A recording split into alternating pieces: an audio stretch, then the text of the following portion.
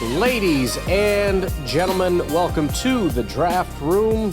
This is the NFL Draft Podcast of the Packernet Podcast Network.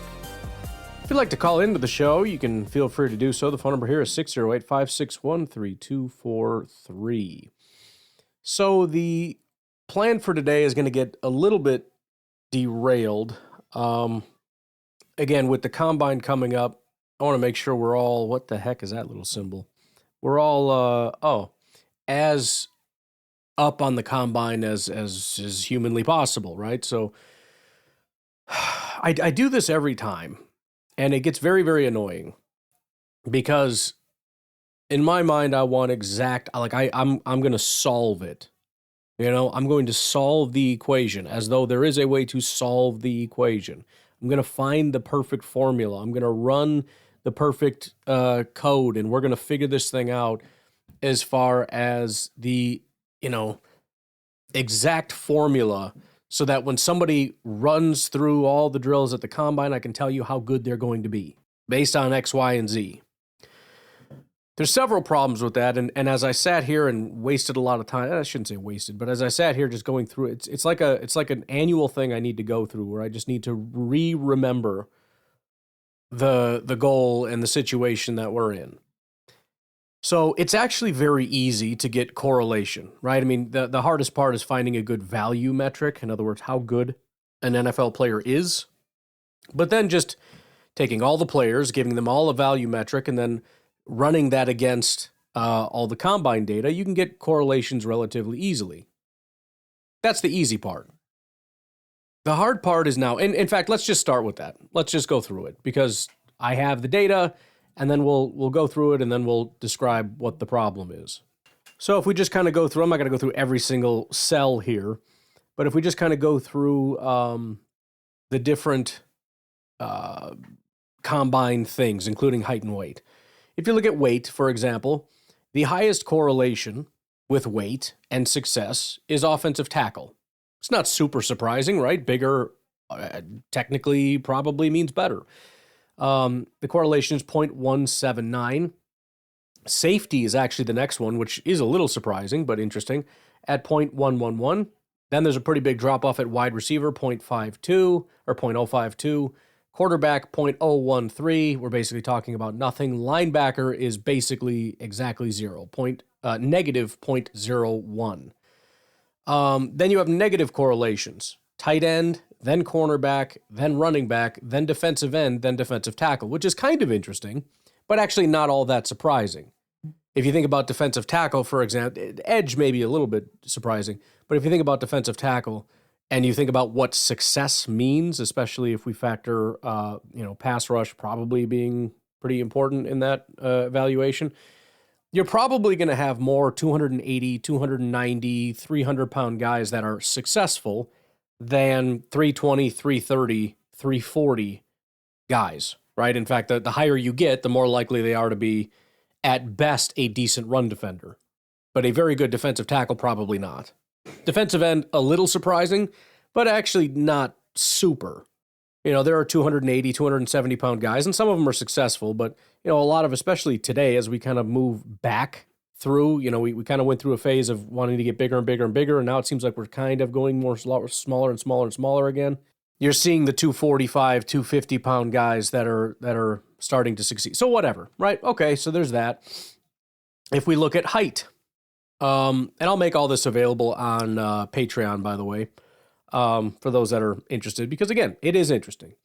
If you look at height, relatively low correlation. So there's none that are at even 0.1, but the highest correlation, again, is safety. So if you can find a big, tall, heavy guy, if 6'1", 200 is great. Apparently 6'3", 225 is better. I don't, whatever.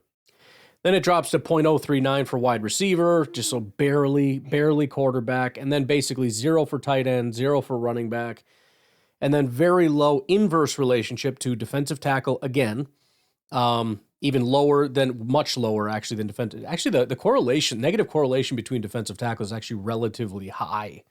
There's a very high inverse correlate, negative 0.275, which is pretty wild. And we'll get to the, quantifying that in a minute. Again, we'll refine this and whatever in a second, but let's just go through it. So negative correlation, very slightly defensive tackle, linebacker, and defensive end. Then more so, negative 0.183 for corner and negative 0.193 for tackle, which is kind of surprising, especially since heavier seems to be better. Then everybody's favorite 40-yard dash, really not very high correlation. In fact, as everybody kind of knows and says every year, but it's worth mentioning again, this event has the lowest level of correlation to success of any of the events. Now, to be fair, bench, actually bench is in here. Holy crap. Let's exclude bench because it might not have included that, but I think it might actually include bench as well. There's only 2 that positively correlate. Positive being negative, the smaller the better. Only 2. Everything else is actually worse. In fact, the correlations are stronger on the opposite side than on this side. So the highest correlation to a low 40 and success is running back. We always look at wide receiver, obviously, corner and stuff like that. It's running back at negative 0.067. So not a very strong correlation, but it's there. Then tackle at negative 0.021. These are basically 0. However, there are stronger correlations to slower 40s, and the correlation is even stronger than the positive one you have for running back. So, for example, tight end 0.078. In other words, that to that degree slower on the 40, the better. Wide receiver 0.107. Defensive end, 0.127. Defensive tackle, 0.136. Safety, 0.17. Now, again, a lot of people, that seems entirely counterintuitive, but it's really not. And again, there is a problem with correlation. And the biggest problem is that we just draw a straight line in both directions into infinity. And obviously, that's not the correct thing here. We're talking about bell curves in all directions. But I think what you might find is more failure in the extremes. For example, if you look at, we all know this, wide receivers that run in the 4.2s, almost all of them suck. They're bad football players. A lot of them are very small. They're not very good football, and speed can be a negative. This can be a thing even with corner. You talk about if you get a lot of speed, it's hard to gear down and get through your routes and all that other kind of stuff. So again, it seems entirely counterintuitive. This is just a positive thing. It should just make you better. There's no reason it should make you worse. And also, again, it will lead you to the false conclusion that slower is better. Oh, so if you run like a 6-second 40, then you're going to be better. See, no. Again, there's a bell curve. But the point is, if you look at the extremes and whatnot, they're clustered more so on the slower side success. Guys running 4.5s and everything else. 4.4, 4.5, more so than the 4.2s. And so that's going to skew it in a negative direction. Even though, again, it's problematic or incorrect to just flat out say there's a negative correlation, meaning slower is better and faster is worse. That's not true. But anyways, let's continue. It's still worth saying because, again, we see fast and we just think that's better. And we're going to see guys running 4.22s or whatever. And I'm going to have whether it's Packernet After Dark or this show, people calling in 24/7 saying, we got to get that guy. We got to get that guy. He ran so fast. We need that speed. We got to get that speed. I'll give you my theory that I'm pacing back and forth angrily that this isn't going the way I wanted it to, and I started formulating this, so we'll get to that in a second. But just remember, you cannot simply get somebody based on speed. There has to be more to it than that. Okay, then you've got the vert. The vert, obviously, larger is better. No massively strong correlations, but there is one shockingly strong inverse correlation. So the strongest correlations are defensive end, which we kind of know that and we've heard that before. I even said that prior to doing this, that for pass rushers, the vert is the strongest correlation. It's why that Vikings guy, I don't know if it was last year or 2 years ago when the Vikings drafted, I forget his name, but the pass rusher in and around the top 10, he had a shockingly good vert, and I thought, oh crap, this guy's going to be like, that was going to be the type. Turns out he's not very good. And this isn't a very strong correlation anyways, but it is the strongest for pass rushers, the vert. And it does to some degree make sense because we're talking that explosive first step. After that, at 0.66, you have running backs, similarly makes sense. Then it drops in half for safeties, then linebackers, quarterbacks, wide receivers. Then it becomes inverse at cornerback, 0.045, defensive tackle, 0.047, which is a little surprising. You would think defensive tackle would be the same as defensive end, but not so much. Tight end, 0.091. Most of these, again, they're so small, it basically means zero. So that we don't need to overthink, why would it be negative? I wonder. It just means, just think of it as zero. There's no real correlation. The one that's like the strongest correlation, almost in like any category. In fact, it's the same for the broad jump for this same group. That is the two strongest negative correlations. Tackles for the vert and the broad jump. Negative 0.314. That is not insignificant at all. Negative 0.314. The broad jump, they are negative 0.315. Tight ends, negative 0.123. That also is not super insignificant. And I had talked to El Robot here, and I'm like, I don't understand. Like that one doesn't make any sense to me why that would happen. Now, it's probably BS explanation, but it came up with an explanation, which is all I really need is any way of understanding how this could possibly be the case. Let me just give you an explanation that whether it's true or not could help us to kind of understand how some of these things that seem like they should always be positive could end up being negative. Here's what it says. The center of gravity trade-off. For an offensive tackle, success is often about anchor and base. Players who test with extremely high verticals often have a higher center of gravity or a springier build. In the NFL, springy can be a weakness for a 320-pound man. If a tackle is too light on his feet or plays high, an NFL power rusher will get under his pads and drive him straight back into the quarterback. The best graded offensive tackles like Penei Sewell or Tristan Wirfs have explosive power, but they use it to dig in, not launch upward. Vertical jump is a mass-specific metric. It's much harder for a 330-pound man to jump 30 inches than a 290-pound man. So that in and of itself makes sense. We know that there's a high correlation between weight and offensive tackle success. There's also going to be a negative correlation between weight and vert, right? So that in and of itself makes sense, even though it's a stronger negative correlation, meaning it can't fully explain it. But it kind of makes sense what it was saying too. If you think about it, if assuming most people are still Packer fans, do you remember Jason Spriggs? I think we drafted him in the second round as an offensive tackle. I don't know what his vert was, but I think that's exactly what they're talking about. You think about some of these tackles that are they're thin and tall. You know, Jason Spriggs was a guy that was kind of thin and tall that you could see being explosive upwards. And it's not even so much that the explosiveness is the negative part. It's the fact that there are other correlations that can cause you to be explosive that can end up being negative. Like, for example, just your build.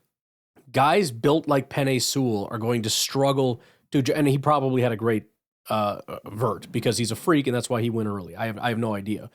But the point is, not everybody goes top 5 overall because they're athletic freaks. When you're talking about, outside of the top 5 or outside of the first round, you're talking about guys that have either or sort of strengths. Most of the people in the draft are going to be either or. You can be explosive or you can be big. And so that trade-off, what we're seeing is that the not so much that the vert itself is a negative, but what the vert tells me about you as a person and how you're built can inform me a little bit about how you're probably built and how that build is probably going to translate to you as a tackle. Does that kind of make sense? All right. I tell you what, let's take a break here. We're about halfway through. We'll go through these, and then I'll kind of give my thought as to how we should try to think about this. And I'm going to keep digging. So, for example, one of the forget it. Let's take a break.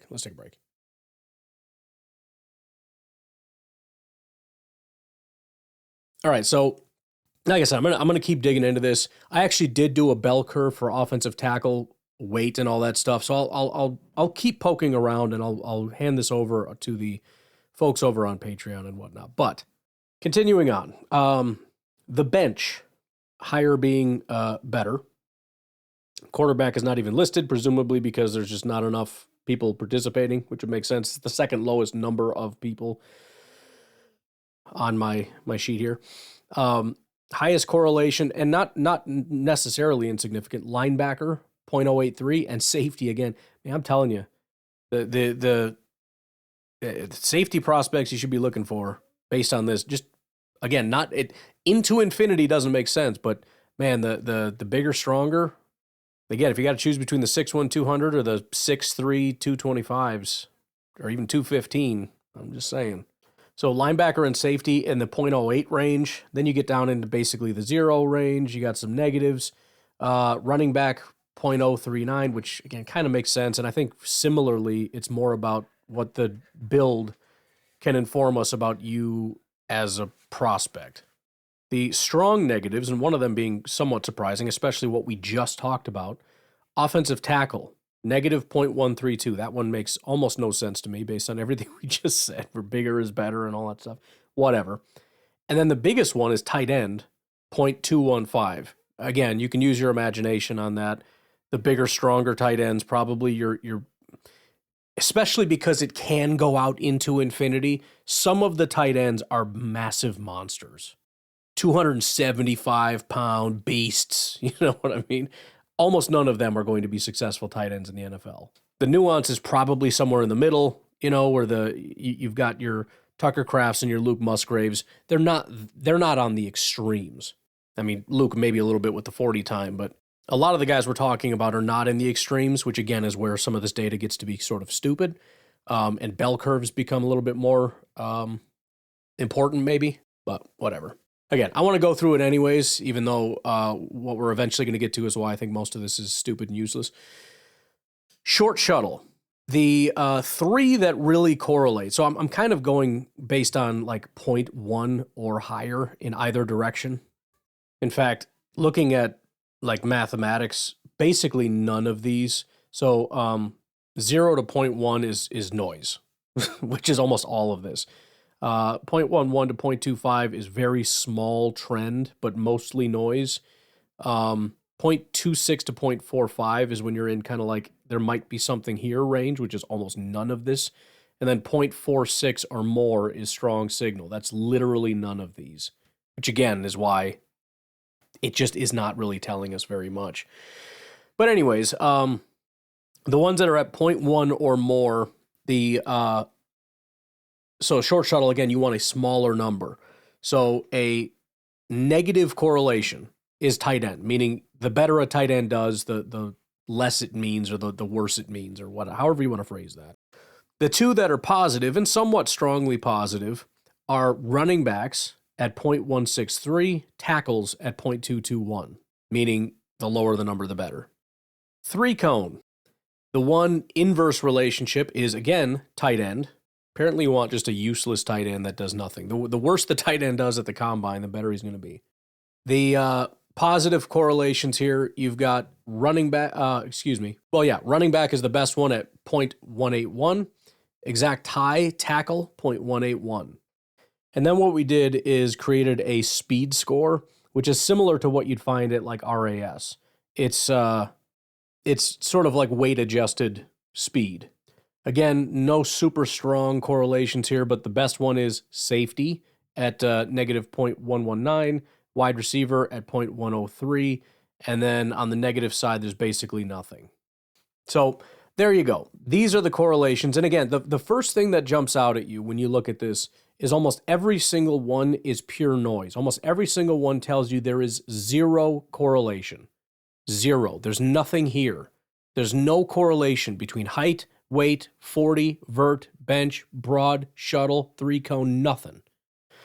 And so in my mind, what I think is, okay, well, part of the problem is that there's too much variability, and we're using too broad of categories. Offensive tackle is not just a thing. What I would love to do is, for example, rather than say wide receiver, I want to categorize them differently. What is the, because theoretically, the more specific we can be, the more we can start to understand, and you're going to start to see an impact because certain things matter. If you are, for example, a 5'9", 170-pound guy, I'd be willing to bet 40 time matters more so positively. Why? because the ones that succeed are the fast ones in that instance. Because if you run a 4.6 at that height and weight, you don't succeed. I don't think anyone has succeeded at that. And you also start to find more value, because rather than saying these wide receivers, you just look at it and say, okay, so three cone is the most important, and so the better the three cone, the better the receiver, and you can just sort it that way. Rather than that, you can look at you can start to compartmentalize. You can say, okay, you are this height, you are this weight, and so we start to put you in this bucket. And so, okay, now here's your 40. Now you go in that bucket, and we can put you in all these specific buckets that can predict your success, as opposed to just saying, okay, here you are a wide receiver, here are all your test scores, here is that multiplied by the correlation, and here is your output success rate, which is obviously silly because we're multiplying what? Noise. And we end up with an output that is significantly worse than if we just went over to the consensus big board, sorted the wide receivers, and said, there you go. So in theory, that would be the way I'd love to go. That's what I've always wanted to do, to run some kind of a multivariate analysis. The biggest issue, there's not enough data. In order for this to make sense, I would need hundreds, if not thousands, of 5'9", 190-pound receivers that have run, dozens and dozens or hundreds of 40s and verts and everything else to be able to start building out this picture. There aren't. There's just not enough data. The more granular you want to get, the more data you need. And we just don't have that much data. I have value scores that are built based on, going back to 2014, which is a lot of people. But you break that up into how many specific quarterbacks is that? Okay, how many different weight ranges and height ranges are there? You break that down into categories, there's like 2-3 guys per category. It's not gonna tell me anything. And so I came up with another one that I thought maybe could work, but I don't know that there's enough to really go off of. I'm going to keep playing with it, but one of the things I've said about the draft for a long time is that it's not about the 40-yard dash, for example, is less about the fastest guys and more about the slowest guys, because there's a cutoff. And the point is, when you get to a certain line, teams say you're too slow, I'm not drafting you. And so I'm kind of curious by sort of the bell curve and saying, okay, how much is too much? At what point do we say this is the line at which you fail? When you cross this line, you're no longer a good football player. And so I actually do have that. Again, there's probably too much to go through here, but it's got position by position and each metric. So quarterback weight, quarterback height, quarterback 40, quarterback vertical, and it has the low fail point, the peak, and then the high fail point. So I'll have this available also as a resource. But again, I think the biggest problem is going to be that there isn't enough data to really make this as worth. It's more interesting than anything. I don't know that it carries as much weight as I wish it did. Maybe in 100 years, when I'm 140, we'll have enough data to be able to pull this off. Or maybe there's some kind of a modeling out there, kind of similar to what they're doing with AI, where you kind of generate fake data and you run that data. I don't know how that works, because how do you get correct fake data as opposed to fake data? I don't know. But it's a thing, and I don't know, and we're not doing that. So that ended up being kind of my frustration. And again, the annoyance was, no matter what, there really wasn't just a story. There isn't this is how much being faster helps you. This is how much better you get with every 1/10 of a second on your 40. It doesn't really exist. And to the degree that it does, it's going to be more noise than signal, which means it's going to give you just bad information. If you try to apply that back into the data to build some kind of a calculation of how good this player is going to be based on their 40, you're going to end up with more bad data than good data. So, well, I guess I'll tell you what, why don't we go through just a couple of these, because again, it is relatively interesting. So for example, at running back, the weight zone 195 to 228, meaning sub 195 or heavier than 228, you're getting into the I don't know zone. The peak 212. Wide receivers 182 to 220. The peak 201. And again, by peak, we're doing the bell curve, and we're finding where the most success is piled up. Now, everything's not exactly. Sometimes there's weird little curves where it could be kind of an inverse curve, where you find success in the extremes. But we worked our way through that. But offensive tackle 302.6 to 329.8, with 313 being the money zone. Some of the other things that were kind of interesting, if you look at, for example, 40 time, or in this case, speed score, it was actually at 0, which doesn't really make a lot of sense. But the reason being, with the calculation, it ended up being literally there was no like drop-off point. Again, this is based on speed score, not 40. But there was no point at which it was like, yeah, you get that fast, you're just not going to be a good receiver. Which makes sense because, again, I don't think that that's a thing either when it comes to the NFL. Now, it doesn't mean you're going to be better. Again, a lot of these guys do suck.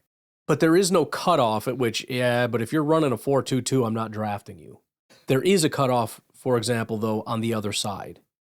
By the way, on this, we have the 40-yard dash, and it feels like this is way too generous, but 4.78 for wide receivers. Which is, at that point, I think a lot of teams, you get to 4.7 and they're not touching you, but 4.78 is what this came up with. Anyways, I'll tell you what, it's kind of early, but let's just take a break. I want to give my sort of final thoughts on this situation, and then we'll get up out of here. So here was kind of the thought that I came to, which makes me sad because as a math person, I always want there to be an answer. There has to be an answer. There has to be a way to solve for this. There has to be something. And there probably is, but again, we just don't have the data to know what it is. We would need to run this simulation out for another 100 years, and then we'll have the data, and then we'll know. Although, when it doesn't, forget it. At this point, what I tend to think of is, rather than viewing each of these things as purely assets in a linear sense. So speed is good, more speed is better. Tall is good, taller is better, which is the way, it sounds stupid, like obviously, but that's the way we treat the combine. We want to know who ran the fastest 40, who had the best vert, who had the best, because we always view these things as the better you do, the better the player you're going to be, and that's not necessarily the case. At the end of the day, and this is very highly reflected in the data itself when you look at it and see there's almost zero correlation in anything. Anything. At the end of the day, what matters is how good of a football player are you? And I think what we see with a lot of these other things is what I talked about before, buckets. It's more of a classification system. It might kind of point to how good you're going to be in that bucket. So, for example, if we look at you and say, okay, you're a receiver, but there's no such thing as just a receiver. There's all different kinds of receivers. We even classify them as, your X receiver or whatever. And even those guys are different. You have some X receivers that are 6'4" and they win with size, like Mike Evans. You got other guys like Devontae that are 6'1", run a 4.5 and win with their route running. You got other X receivers that win with a combination of route running and speed. Your release off the line, right? So everybody has a bag of tools, and then it's a question of how good are you at using the tools, and that's what we don't spend any time thinking about. That's why it's so confusing when you have a pile of guys that all run fast 40s, and only a handful of them are actually fast on the field. Because nobody ever asks, how good are you at using the speed? How good are you at winning with your height and strength? Which is another thing. It seems silly to say, how do you use your speed? Well, obviously, you're just fast, just run. I remember looking at it last year or whatever when I started stopwatch timing guys in college to see if I can calculate their speed, because I figured that's easy to do. It's a mathematical equation. Just start timing when he hits the 30 and then let him run another 20 yards or whatever, and then stop it at the 50. The miles per hour was pathetic. It was like 12, 13 miles per hour. Why? Because you're not running unabated for 20 yards with no contact and you're being jammed at the line. You're having to try to release, and you're doing all this footwork, and you're not running a straight line. You're running kind of at an angle because they're pushing you out to the sideline. That's great that you're 23. And by the way, you ever notice how a lot of the time when you see guys at their fastest is when they're breaking away? Nobody's ever calculated coming off the line. It's after they've beat the entire defense and they're racing. That's when you see the 23 miles per hour, 22 or whatever it is, because they have an opportunity to actually run straight for a certain period of time and get up some speed. But 95% of the time, you're not doing that. It's just like when, we see all the time these guys that are like 6'4", and in your mind, you put them into a bucket. And then you go look at their contested catch rate and it's 32%. And you're like, well, what the hell good are you? And that's the point. And so I think we've got a couple different things. Number one is the classification. You measure in, you're 6'5", you are 232 pounds, you're all these things. Okay, now we think about you differently, right? If you don't run a 4.3, 4.39, that's fine, because that's not how you're going to win in the NFL. If you do, that's an extra little thing we can put in there, but we still have to ask the question, how good are you at utilizing that? It's another tool that can make you even more lethal, and that's awesome, but we still have to say, can you use it? We can't just automatically assume that you can. So there's the tools, and then there's your ability to use those tools. So you're 6'5", 232, okay? You run a 4.47. Perfect. That's fine. But I have certain expectations for you as this receiver, right? I know you if you're going to win, you're going to win like this, and you're not going to win like that. I can't ever expect you to win the way Tyreek Hill wins. That's absurd.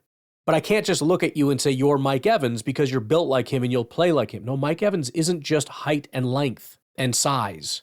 What makes Mike Evans, as opposed to everybody else that's his height and weight, that sucks, these UDFAs that don't even get drafted and can't make it into the NFL despite having the same build as Mike Evans, is because he knows at an elite level how to use those tools. And you can also look at it again, and I remember this, I think it was with Iomanner last year. There's a guy I really, really liked. And the more time went on, the more I realized, even though I liked him, I couldn't put him in a bucket. If I put him over here, he wouldn't win because, he's too slow.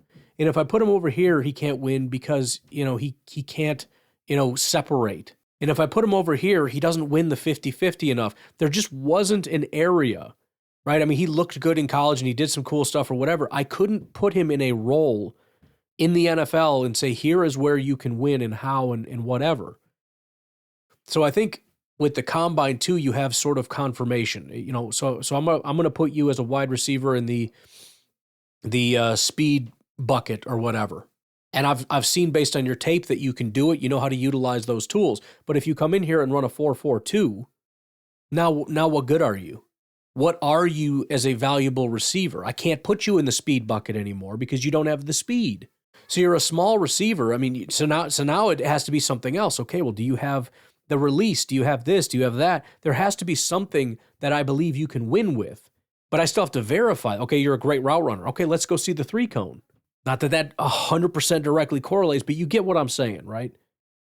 So I think if we're going to be as smart as we possibly can about this, we have to look at these guys and put them into buckets and say, because you're, in other words, the bucket I'm going to put you in, and we do this with everybody, right? A bucket could be a position, right? I think you're a linebacker compared to a safety or a safety compared to an edge. We could be wrong, but we have to pick a bucket because we're only going to use you a certain kind of way. I mean, maybe we can use it in multiple different ways. If you're that talented, whatever, fine, that does happen. You can be inside, you can be outside, you can do all the stuff, whatever. But we have to pick a bucket and say, this is why I believe in you, because I think you can win like this. And then we use the combine to confirm our priors, but also kind of put a quantification on that. I believe you're a speed guy. I'm going to put you in the speed bucket, right? You win like, I don't even want to say golden because I don't know. I mean, he's a fast guy, but I think it's his route running and his hands that are a better attribute than just raw speed, which is why I don't put him in the Christian Watson bucket. I kind of want him in the X bucket. Everybody else is like, no, he's a slot guy. No, he's a Watson guy. I don't know. I think he's a really good, I more so want to put him in the Justin Jefferson bucket than the MVS bucket. This is a debate about buckets, right? But if you're a speed guy and you can win with the speed and all that kind of stuff, and I think you run a 4.35 and you run a 4.29, that just now the 40 time matters more to me. Not because 40 time correlates to wide receivers generally, but because you're in the speed bucket. And I think you're a very good technician and you know how to utilize speed to your advantage. You win with speed. And now I just found out you have and even more powerful. You know, it's like you know, the guy's a really good shot. You know, he's really good shooting guns or whatever. Okay, cool. So that's your deal. You shoot guns, and then he shows up the combine, and it turns out the guy has a freaking, you know, an M4 or whatever. I don't know. I'm not a gun guy, but he's got a really freaking powerful gun. So he has a skill set. He's very good at using the tool, and then you find out the tool is an elite weapon. Right? It's probably better in like a fantasy sense or whatever, but it's like a really upgraded sword, and he's a great swordsman or something stupid, you know? So there is the craftsman, how good you are at using the weapon, and then how good is the weapon. We far too often, I think, conflate them. That the speed itself is the you know, the whole thing. It tells you how good of a speed receiver they're going to be. No. That's how good the weapon is. It doesn't tell you how good the person is utilizing it. You know, you give me and somebody from frickin' Delta Force the same weapon and say go at it. He's gonna beat me in some kind of simulation 100 times out of 100 times, even though we have the exact same weapon. That's like talking about a guy who runs a 4.29 and another guy that runs a 4.29. We're not answering the question. Okay, but who's the guy with the speed? And do they know how to use it? And how good of a craftsman are they with that weapon? And this is where, by the way, the film guys always talk about the film. They talk about the film. It's kind of what they're talking about. They're looking at the player and trying to determine how good of a craftsman he is. And ultimately, I think that's what film evaluation is. It's looking at the different weapons, and that this is what they'll do when they're doing their film breakdowns. What do they grade? The release, the hands, the speed. All these different things are weapons. And it's a question of how good of a technician are you with each of these weapons. And the combine is just kind of, I don't want to say confirmation, but it can kind of help solidify, or at least make you question or whatever the certain things that you feel like you saw already on the film. For those of us that are not doing hardcore film analysis, it can maybe help us to put things into buckets. So, anywho, that is I think that is, for a lot of people, this is duh, but I think for most of us, even if we kind of know it, it's important to really build that or drill that into our head, because all of us have a hard time not getting caught up in the shiny things. Even film guys, the amount of times that they'll hype somebody up because of, you know, these highlights that even they'll put together, like, oh, I saw this player, so what, dude? You know what I mean? I mean, I get that it's like if you can find the one instance, then you know that they can do that thing or whatever, but we very often get caught up in the shiny things. It's the one play, it's the highlights, it's the 40 time, it's the vert, it's this, it's that. And it's not. It's the collective understanding of those things. How good of a technician are you? You know, what bucket are we going to put you in? What weapons do you have that you need in that bucket? And then most importantly, by far the most important, is how good are you with the weapon? Far more important than the weapon. Again, you can do, you know, SEAL Team 6 with a knife, or me with a frickin' Beretta. That SEAL Team 6 is going to slit my throat 100 times out of 100. Maybe out in an open field or something. But, you know, again, we overrate the weapon and underrate the technician, the actual player, and their ability to utilize these weapons. All right, I think I've explained that well enough. Mostly just explaining it to myself. Like I said, I spent all day trying to not make this a thing, trying to prove that math can just tell me everything, and it you know.